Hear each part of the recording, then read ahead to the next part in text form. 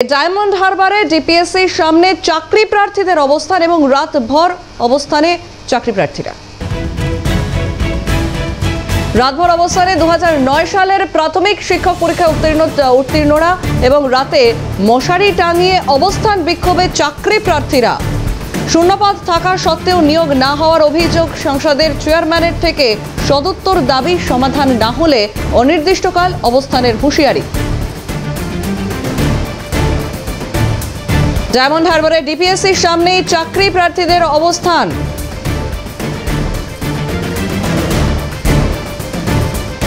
রাতভর অবস্থানে 2009 সালের প্রাথমিক শিক্ষা পরীক্ষা উত্তীর্ণরা।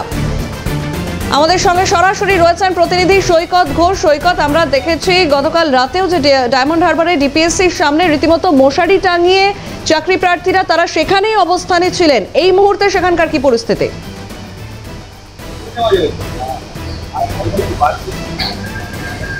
একদমই তোমাকে জানিয়ে রাখবো, এই যে নিয়োগের দাবিতে গতকাল থেকে কিন্তু আন্দোলন বিক্ষোভ চলছে, অবস্থান বিক্ষোভ।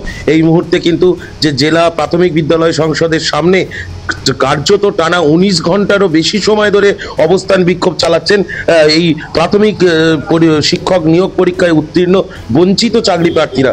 এই মুহূর্তে কিন্তু তারা ত্রিপল খাটিয়ে সেখানে একেবারে অস্থায়ী মঞ্চ করে তারা ইতিমধ্যেই বিক্ষোভ দেখাচ্ছেন এবং অবস্থান বিক্ষোভ গতকালের পর থেকে 19 ঘন্টা ধরে সেই বিক্ষোভ চলছে। অবস্থান বিক্ষোভ কথা বলে নেব।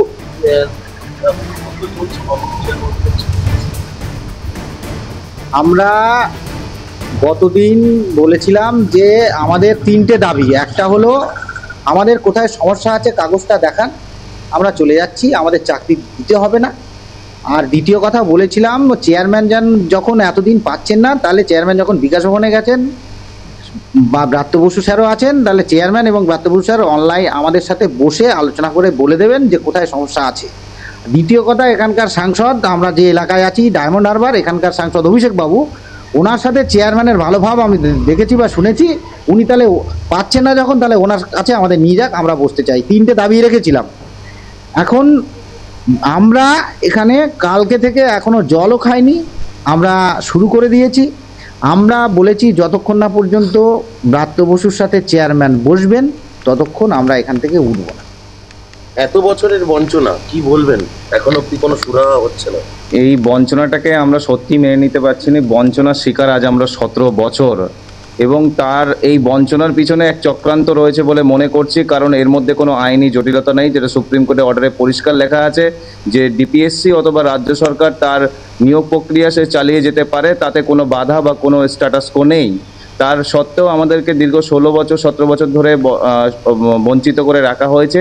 আমরা চেয়েছি অন্য অন্য জেলার মতো যে পিটিশনার ভিত্তিক নিয়োগটা হয়েছে আমাদের জেলাতে সেটাও হোক, প্লাস আনুমানিক 650 থেকে 700 নন জয়নিং সিট আছে বলে আমরা মনে করছি, এবং সেই নন জয়নিং সিটগুলোতে আমাদেরকে দিয়ে 2009-কে মুক্তি দেওয়া হোক। যেটা সংসদের তরফ থেকে দাবি করা হয়েছে যে 2 ধাপে আদালতের নির্দেশ মেনে সমস্ত রিক্রুট করা হয়েছে।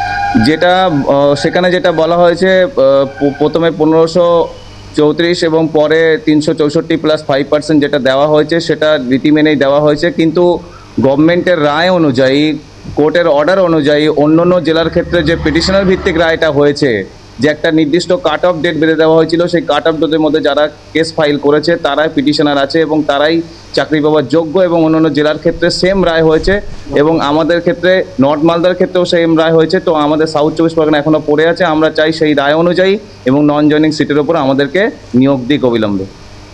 এখন কি পরিকল্পনা রয়েছে আপনাদের? ঠিক কি পরিকল্পনা রয়েছে আপনাদের? পরিকল্পনা বলতে, যতক্ষণ না সরকার সেই জিনিসটা ভাবছে যে আমাদের দেবে, চাকরিটা আমাদের দেবে কি না, সেই যতক্ষণ না সেই সদুত্তরটা দিচ্ছে ততক্ষণ আমরা এই অবস্থান বিক্ষোভটা চালিয়ে যাব। আর এবারে ব্যাপারটা হচ্ছে যে সেখানে সরকার মানে যে কোর্টের যে অর্ডার, এখানে যে স্টে বলছে, অ্যাকচুয়ালি স্টে বলে কিছু নেই।